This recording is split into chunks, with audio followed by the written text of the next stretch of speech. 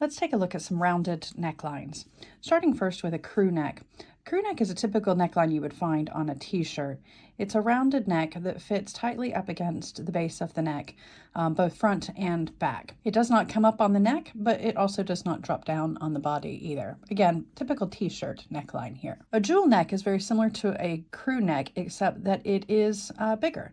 So still circular shaped, but it drops down further on the body, a little bit lower than a crew neck. Moving to a scoop neck, again, very similar, rounded shape, although scoop necks tend to be more oval, and they'll come down further in the front on the body, but not so far out on the shoulders, so sort of an oval shape as it drops down. In contrast, the ballet neckline not only comes down in the front, it also comes out on the shoulders, exposing more of this shoulder and obviously the collarbone. It's very common in ballerina leotards.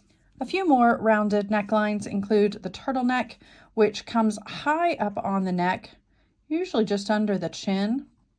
Now, the turtleneck also tends to fold over on itself, so you end up with a folded, doubled over neck here that comes high up on the neck.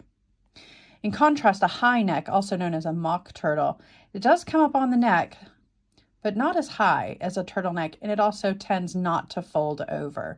A cowl neck drops down on the body and consists of sort of draped folds of the fabric.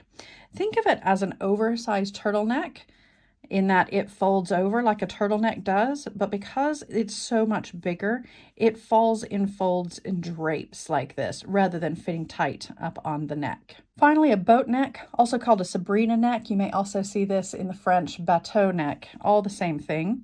This neckline goes shoulder point to shoulder point and tends to be a bit higher up on the neck. So unlike our ballet neck, it doesn't scoop down. It is a longer neckline, higher up on the body from shoulder point to shoulder point. You will often see this in nautical themed tops, but it is also quite common in evening wear and more formal designs.